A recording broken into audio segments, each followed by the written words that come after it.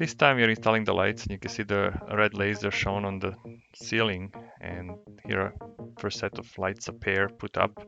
I built a tool for this, and the screws there are the mounting holes for the lights, and the smaller perpendicular pieces of wood are the spacers. The spacing basically bit from the laser to the point where the mounting is, and now you can see one row of lights put up. It looks pretty cool. It is from another angle. Obviously the other side is in the shadow. And so these are all the lights I bought. I mean, there's quite a lot of lights and cloud of lights need to be put up as well. And the empty boxes are also piling up pretty fast. Gotta take that out. And the lights off now on both ends, and here are the lights on both ends of the peninsula. It looks pretty cool, I think. Sharp, I would say. Here is the look from the outside, and now let's take a look from. Let's walk into the room now, looking from the outside in, and now we're walking into the room. I've opted to use 4000K lights. These are the 4000K because I've read a research paper somewhere that said that anything over 44K was not good for your eyes, and basically it was too much ultraviolet, too much blue light. And normal people are using 5000 and 6500K lights, and not just in the layout room, but everywhere else. And I don't think that's really good long term. And so I figured, since I'm going to spend a lot of time in this room and my spouse and other people, then at least I can try to keep the illumination eye friendly, I suppose, and not deteriorate my eyes any more than the computer screens already have damaged. And so that's why the lights are like that. They might feel a bit warm, but really they're not that warm. Once you're there, you just feel right, I think. They're very soft on your eyes. As long as you use the same illumination temperature for your weathering and painting outside the layout room, then everything will just look right. And I think that's what I'm going to do. I'm going to use the same lights in my paint booth and whatnot. So anyway, let's continue installing the lights. Really, it was all rinse and repeat. Here's the other peninsula with both rows of lights on both ends, and now look at the outside with all the lights on in the inside room, and we're going to just take a look from different angles here and there. I wanted to show this detail how I put the electrical outlets on the ceiling, and now all the lights connect there, and here's the pulled out shot where you can see where the lights plug in. And now let's take a look at what it looks like when you come from the outside. As you approach the layout room, you're just bathed in lights. Outside, inside, everywhere. Obviously, it's not going to look like this. There are no valances on the ceiling, and they will block most of this light, in your face right now, and it will just shine down on the rail and down on the layout surface. And the inside of the valance will probably reflect more lights towards the layout as well. But now we're just kind of walking in between the aisles and taking a look at overall look and feel. I think it turned out pretty good.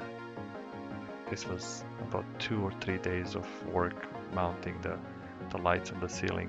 It really goes fast once you make a system up, and as I mentioned, I had that tool that was just a piece of plywood, and it created a spacing between the markers, the laser marker that I had on the ceiling, and the light holes that I had to drill. Some of the light holes were falling onto the joist, which was kind of weird, or maybe not, but most of them were inside the cavities, and I had to use just the screws and the plugs. And here the camera just goes crazy because the color balance is being messed up, and I'm sorry about that. I'm using mobile phone camera, and now it's just gonna go crazy here. It's gonna become too warm, but this is not what it looks like in reality. It's just overwhelmed with the 4000K light fixtures and doesn't have any reference for any blues or anything else. The moment you move out of that section, I don't know why it happens there. In any case, that's that for the lights, but let's just continue with the balances. Why not? Really, all of this happened in the next couple of days. Here, the L brackets mounted pieces of plywood, and I made a production line, painting and mounting, painting and mounting. I suppose through serendipity, I lucked out that I had these hardboard pieces already pre-cut. And here is the beginning of the long wall. I had to contend with some of the obstacles in the ceiling, like this register. Now you can see it in the full length of 22 feet almost.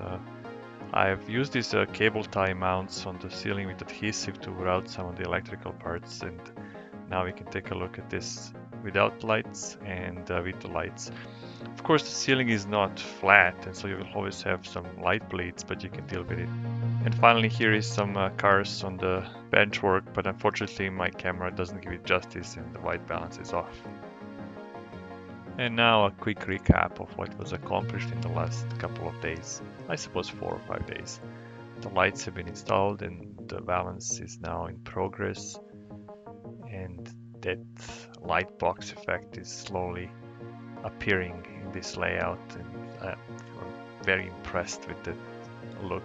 Although the benchwork is not as deep, in end scale I still think that you can do enough in 12 inches of space, and the backdrops are fairly tall and they will add to that effect as well. I just hope that I can achieve that museum quality look with this layout, but only time will tell. We'll see. The following week saw the completion of the valance all the way around the ceiling.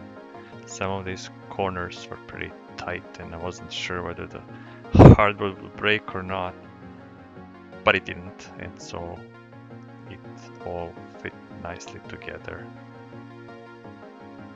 And now let's take a tour of the finished layout valance as if you were there.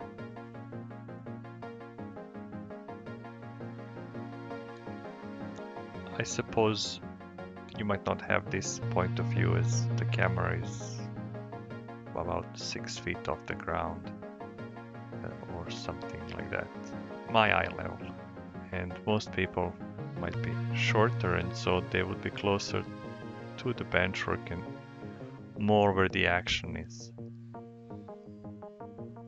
I've been thinking a lot about the lights and I'm not sure whether I'm going to leave them exposed like this or not.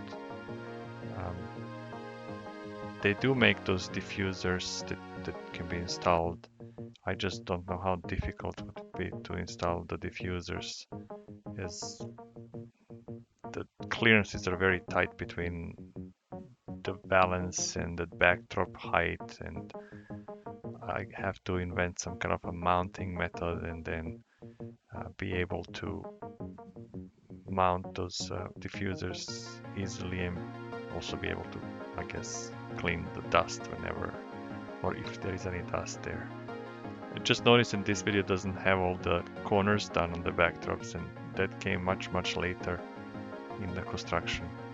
I'm not sure why I waited so long. It sort of just took a back seat while I was doing other things. I mentioned those other projects, and one of them was this new workbench in the office. Boy, does it look nice and clean. It has no stuff, because today, as you can see, there is a lot of new things on it. New tools, soldering irons, desoldering irons, hot air, new instruments, all kinds of glues, and those mini drawers with components and stuff. Yeah, it looks busy, but shouldn't any modeler's benchwork look busy with all kinds of projects on the go? If they were like, tip-top clean, I don't know, it might feel that nothing is ever happening. Granted, there are some modelers who like to keep their workbench clean, and there's nothing wrong with that. As they say, to each their own. So let's wrap this video here. Thanks for watching. More will come in the next episode.